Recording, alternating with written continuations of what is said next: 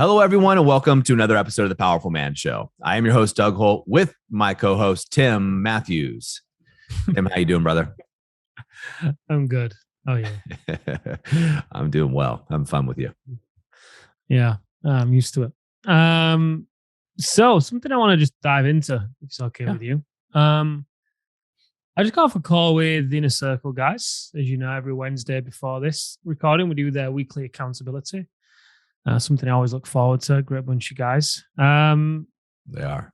And there was a bit of a theme emerging.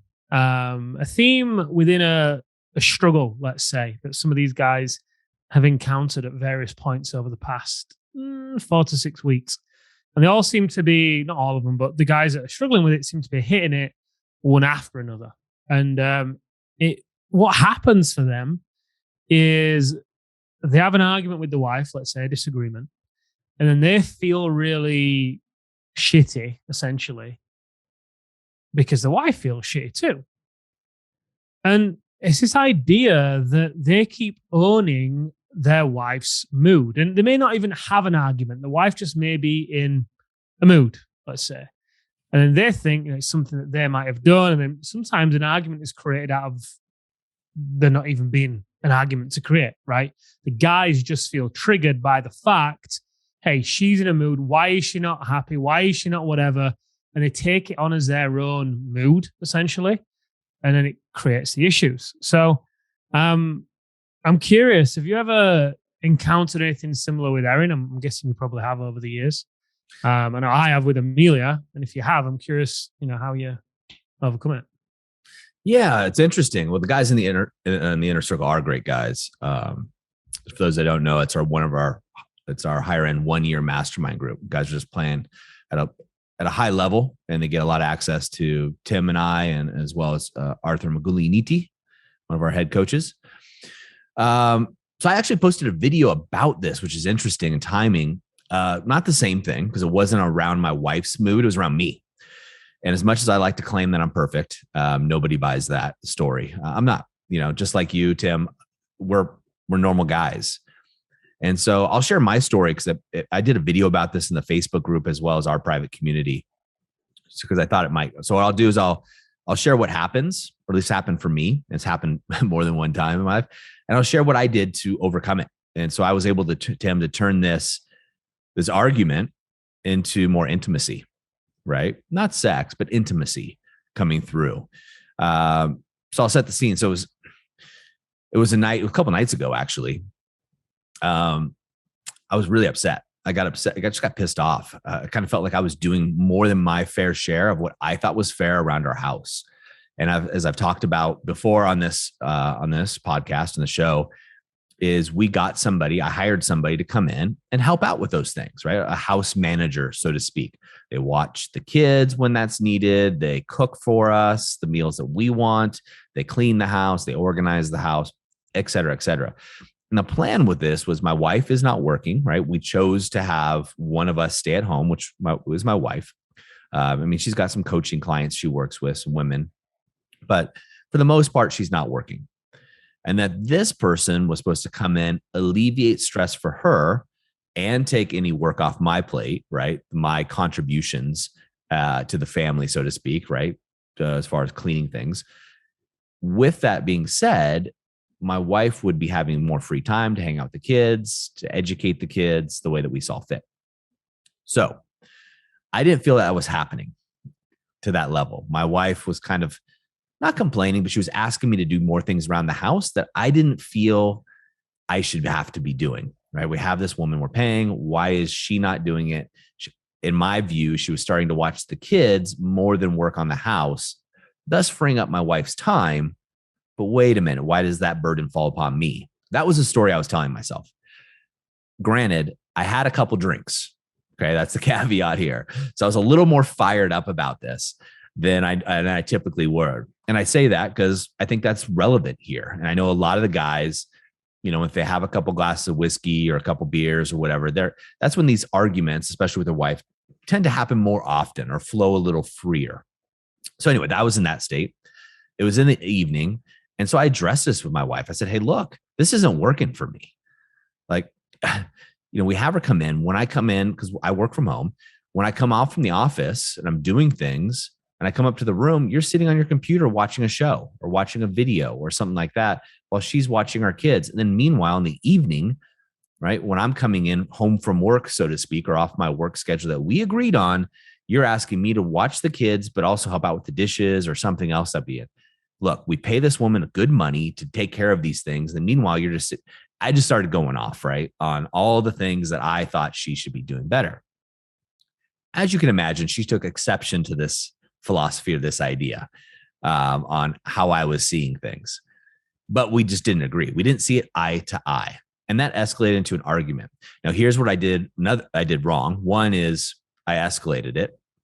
Two, right, I did it while I was drinking. Three, I was so pissed, and I can be a little on the stubborn side. I went to bed without cleaning it up because I was mad. I was angry. Get away from me, that kind of attitude. So I don't advise this, by the way, guys, either of those things, but that's what I did. And that's the truth. So the next morning I get up, and I got up around 4 a.m. My wife usually gets up around 5, and I'm sitting there. And as soon as my wife got up, I decided, give her a little time to have some coffee. I came upstairs, and that's when I immediately cleaned up my side of the street. Now, I think an important thing that I want the guys to know is I still believed what I said. I did not apologize for what I said, right? I apologized for the way that I handled what I said. And that's what I was truly sorry for. And that's what really escalated the argument, right? Because you got to understand, my wife is triggered. And this is what anyway, I'll tell you what I did that allowed us more intimacy. As I approached my wife, I had my cup of coffee. She had hers. She was on the couch and she was reading a book. And I said, hey, look, I want to clean up what happened last night. So she puts down her book. And I said, the way that I handled that was inappropriate. And it's not the way that I want our marriage to be. All true. I reacted. I got upset. I was a little bit probably more loose with what I would say because I had a couple drinks, and I should have cleaned it up that evening, right? I still believe that we need to talk about how things are handled in our home and how they're managed. And I could have handled that better as I normally do. And that's out of character for me. And I want to apologize to you for the way that I handled that. Tim, my wife visibly melted. Like, you just saw her shoulders go down, her become soft and feminine more, right? Because she's got her swords up. Like, she can fight, and I can fight too.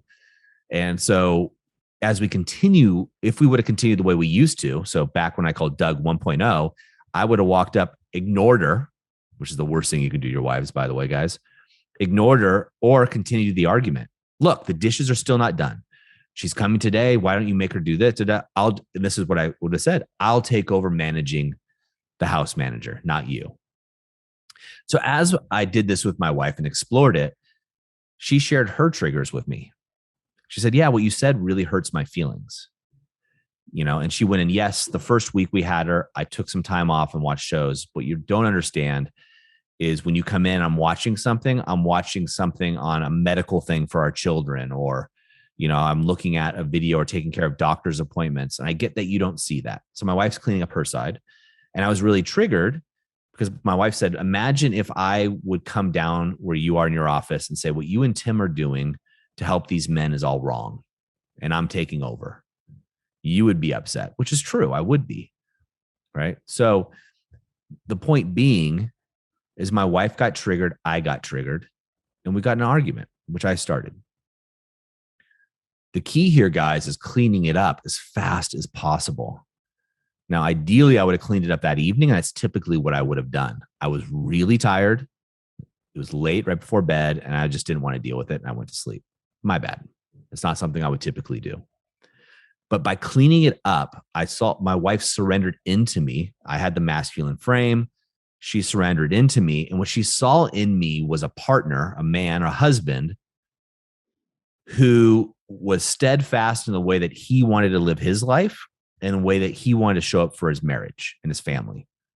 Right. Hence that's not apologizing for what I said or what I believed, but for the way that I handled the situation, because that's not the way I want to handle the situation. I want to address things in a very calm manner, right? Hey, look, I'm seeing this happening. Let's discuss it. But I didn't do that. I went right for the jugular for an accusatory attack on her, and that wasn't cool. When I cleaned that up, My wife was able to soften, and she was able to get more into her feminine and realize, maybe I do have some points here. And we were able to connect more on a higher level. And so I got lots of "I love you, thank you so much" text messages throughout the day. My wife went out and got me lunch and brought it in, my favorite lunch. All right. And by the way, when the house manager came in and I went upstairs, right, because I'm down here, when I went upstairs, the house manager was mopping the floors, had food on the stove getting cooked. All those things I was complaining about were getting done. Right. We're getting done. So by doing this, by cleaning up my side of the street quickly, I was not only to get more connection and intimacy with my wife, which did translate into some sex, but that wasn't the point of it. But I was also able to get what I wanted, my result and the outcome. And I was able to sit there and have my wife feel that she was heard and understood and respected as well, which thus got me the respect, the admiration as the leader of the house again. So I didn't handle it perfectly at all. But as we always say, the more and more once you learn the formula and you master it, the more and more you get your reps, the faster you clean it up. So typically, I would do it instantly with my wife, and she would do the same. And so we don't have mud on the glass, so to speak. So it's a little different, Tim, on how we do it. And I'm going to break down the formula in a quick training. Some of the guys have asked me to do exactly because that is a formula that I follow. And I've modified it for the situation because I've done it so much, because I screw up a lot. But so I am going to do a formula and a training, and we'll do this for the guys. And guys, if you're watching this, and you're interested, go over into the private Facebook group. There's a quick post where you'll see me right after this happened, do a short video. Go ahead and comment on that video just so I know that guys are interested in seeing how this formula really breaks down in real life and how you can do it. Because arguments are going to happen. If you are married and you are not arguing you at all, like you never argue, that to me is the biggest red flag. That means you don't care. But you're human. I'm human. We're going to get heated from time to time. We're going to get upset from time to time. That's okay. It's just like being a parent. Sometimes you're going to snap at your kids. You go, I shouldn't have snapped at my child. Then you clean it up. That's it. It's part of being an adult that's in charge. You're going to make mistakes, guys. You're going to F it up. But how do you clean it up? How do you clean it up in an effective manner where you walk away winning, the other person walks away winning, and more importantly, your marriage, what we call the third entity here, becomes stronger, not weaker? That's the key. Yeah, I love the formula. I think for these guys as well in the inner circle, that's something that they obviously, well, we're all aspiring to do it, right? We're all aspiring to do it, to follow the formula and as closely as possible. Much easier to do it sometimes than others, right? Because I know for myself, when I've been in that scenario, man, I have to calm down. I have to really calm down in order to follow the formula. If I try and say, right, if I try and just rush it and go and clean up my side of the street before I'm ready, like emotionally, because let's say I'm still a bit frustrated or annoyed or triggered or whatever, and I try and go and follow the formula, doesn't go as it's harder. Let's just say it that way. It's harder. Whereas if I take some time out, and I think, usually for me to get into the space where I'm ready to use the formula, I've got to reflect on it. Usually, I might even call you, and you are Arthur, right? I've called you guys many times and said, "Hey, I just need your opinion on something," and that's the power of having guys around you, right? It's the power of It having really is. other men around you who are alongside you or have been before you. Because invariably people often see it differently as well, right? They offer some great perspective, which then I'm able to reflect on that and then decide how I'm going to clean up my side. Well, yeah, what I'm going to clean up about my side of the street, right? Because I think you made an important point. Some guys, when they do this, will apologize for what they said, which it's not about apologizing for what you said, because then although you're cleaning up your side of the street, it's almost like doing it from a place of deer, right? Versus wolf. Well, I think you can apologize for what you said if what you said was screwed up. which I've done, Yeah, yeah, right? yeah. Well, yeah, that goes without I've saying, said some right? things that If I you're really shouldn't have shooting the said. shit, I've if you're certainly shooting the been guilty shit, of that, right? So it's I think the difference is what I used to do is I would apologize for what I said and not meant it, right? I still believe what I believe, but I'm apologizing it because I don't want to fight. I don't want to fight anymore, right? So obviously I'm being a jerk. I'll just whatever. I'll take it. I'll just apologize for what I said and let's just move forward, which doesn't work. Because like you're no, saying, Tim, it's an energy. She can sense the energy. She can sense if it's authentic or not. yeah, and I think that's what part, partly some of the issue that the guys were talking about earlier, because what they do is they get sucked in to her mood being her mood. Sorry, her mood being their mood and becoming their mood, right? So things can be going great. Disagreement aside, right? Things can be going good for these guys. One day they may come home and the wife may have had a tough day and she may be just annoyed. And instead of being able to hold firm like you do within this formula, right, and stay true to what you said, instead of holding firm and staying true to themselves, they can sometimes start to own the wife's mood by either taking on board what the wife says and accepting it and not upholding a boundary and saying, hey, I get that you're annoyed right now. I get that you've had a shitty day, but I'm not going to be spoken to like that. Right. So instead of doing that, they choose to own the mood. And by default, when you own your wife's mood, you lose the frame. The idea is the masculine holds the container for the feminine, right? So Yep. if the container then collapses because the feminine has been a bit moody and wild and free, let's say, and you then follow her lead, the leadership's gone. The light in the lighthouse has gone out, right? It's not weathering the storm in that instance. And then for a lot of the guys, all thoughts can come back in. Oh, well, it'd be easier if I wasn't here. And not here as in living, but in the relationship, the grass is greener, all, the cascade of thoughts that tend to go with it for most guys, quite honestly, versus them just staying true, be it by being, validating the wife, being playful, being a bit confident, cocky, attentive, whatever. There's various shades to your masculinity that you can use. And regardless of which shade you choose to use, I think the point here, like you were talking about a moment ago, is that decisiveness and that direction and sticking true to yourself and not getting sucked in to your wife's frame. That's exactly the case. And I used to do that a lot, right? Because especially when my marriage wasn't working as well, you're trying everything and you're looking for feedback from your wife and your partner on how things are going, right? You have your own idea of how your marriage is going, but you're kind of like, oh, how's it going for them? And as guys, we're basing it on the data. And the data happens to be the feedback loop we're getting from our partner. And this happens mostly, guys, when we are looking for things external of us to fill us. We're looking for validation, really. There's a great video on validation. It's kind of funny where this guy gets a ticket. You can look at this in YouTube, where he checks into a parking garage and he's trying to get validated. And he's going all around the city to see if he can get validated so he doesn't have to pay the fine. And so he's searching for validation. There's an actor that does this, and I know his brother really well. And so the point of the story really is guys are also looking for validation from their wives. And when you do this, and let's say my wife, she can be very feminine. If she gets moody or what have you, I might be there to see if she's okay, if there's something I can do, but I won't fall into it. Like I don't get depressed or sad because she's sad.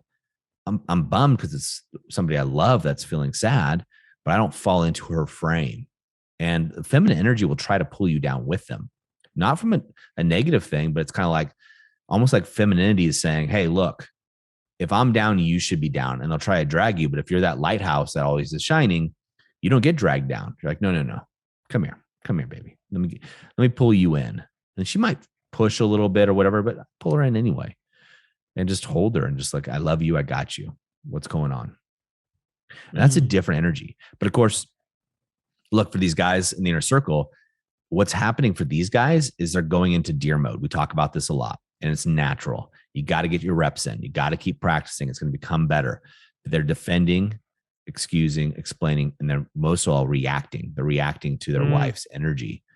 Where the wolf is wise, open, loving, and fierce. Loving and fierce are powerful things when they're combined together, along with being open. Because you're open to attacks, so to speak, right? But if you're loving and fierce at the same time, those attacks are like a 2-year-old coming at you to hit you. You're like, oh, that's so cute. You just deflect them like, oh, you're cute, but you do it in a loving way, right? You deflect them in a loving way. You don't throw and slam a 2-year-old coming to hit you. One, it can't hurt you. A 2-year-old's not going to hurt you trying to hit you. You know that. It's the same thing in your marriage. When you're really secure in yourself and who you are as a man, it's easy to deflect those attacks. You also get to hold firm boundaries. You also get to hold firm boundaries. I'm saying it twice on purpose because I know a lot of men, myself included, have struggled with that. We say yes to a lot of things. We do it because one is we have a lot of capacity.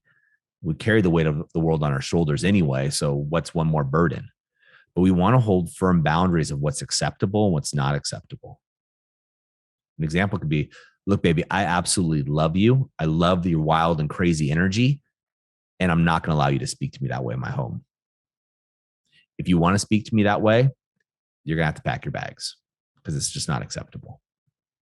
I don't want you to do that. I want you to be here with me. And like I said, I love your wild energy. It's one of the things that attracted me to you early on. And I won't allow you to speak to me like that in my house. Like that's a very firm stance, right? You want to define what that is in that situation. Like, what is that she can't say? Because she's going to test her boundaries, as she should, right? She's going to test it. But you get to be that lighthouse, as we said in a previous podcast, always staying on. And when you mess up and when you react, you get to clean it up. And when you clean it up, one of the things I did talk about is when I clean it up, that reaffirms to my conscious and my subconscious to catch it faster. And a lot of times, most of the time, I catch it before it comes out of my mouth.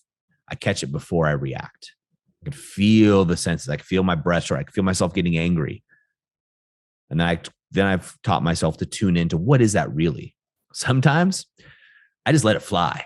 Sometimes I'm just like, F it. I'm saying what I want to say, the way I want to say it, knowing that I'm going to have to either clean it up or it's going to be a problem. But I just need to say it. And that's the teenager in me. He's strong.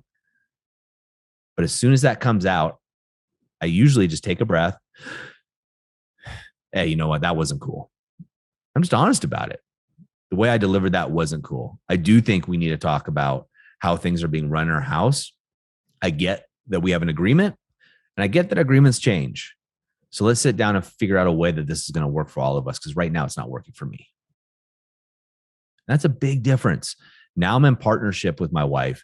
Now she knows she has somebody that she can count on. She knows that she can be free in her femininity, can be wild and free, bounce off the room, and I'll be there, that container, as Tim said, that frame to hold her in there. And she knows she's not kept, because the truth is, for a lot of us, our wives who become mothers, their identity is wife, mother. Whereas we as businessmen, we're business leaders. I'm Doug, etc. We've been able to flow a lot freer in our lives. And a lot of the women feel as if they've given up their careers. They've given up a lot of their dreams. And so they get triggered, they react, they lash out, and we hold it firm. That's a different story that allows them to be in their feminine nature, allows them to express themselves. I don't know about you guys, but for me, I want my wife to express herself. I want to know when she's upset. I want her to share her fears. I want her to share her anxieties. I want her to share the things that are troubling with her, just like I want her to share her good stuff, her passions. You can't just have somebody share all the great things in life without expecting them to share the bad things. It's like having a rose with no thorns. It doesn't work. A rose bush has thorns. You accept both of those. You can't have just one. It's just how you deal with that rose bush with the thorns that makes all the difference. Right? You can enjoy the rose. You can smell it. You just got to be careful of the thorns. Just recognize that they're there. A lot of us try to hide that parts of our lives or ask our partner to hide it. And that manifests itself out in ways that aren't pretty. And especially when we falling into the frame of our partner, right? When she's in that energy. What we do oftentimes is we make her wrong for being depressed. We make her wrong for being sad. We make her wrong for having these emotions. You can't have passion without having upset and anger, right? You can't have joy without having sadness. You can't have one without the other. So when you try to suppress one, you're really suppressing the other. When you say, look, you can't be sad, you're sad. Oh, no, what's wrong? And you guys, you fall into that frame, you try to fix everything. I've been there. But what you're subconsciously telling your wife is you can't be passionate, so that passion dies. And where does that passion die first? The bedroom. But when you can hold the container for her when she's sad or depressed or angry, and you can be there for her, you can stand in your power, not let it affect you, and you can hold that tone, you can hold it strong, you're going to get the passion the way that you want to get the passion. That passion is going to shine through. She gets to have all the colors of the crayons. She gets the 64 box, that big box that you saw as kids that had the little crayon sharpener in the back. She gets all the colors, not the free 2-color crayons that you get from the restaurant when your kids sit down so they don't write on the tables.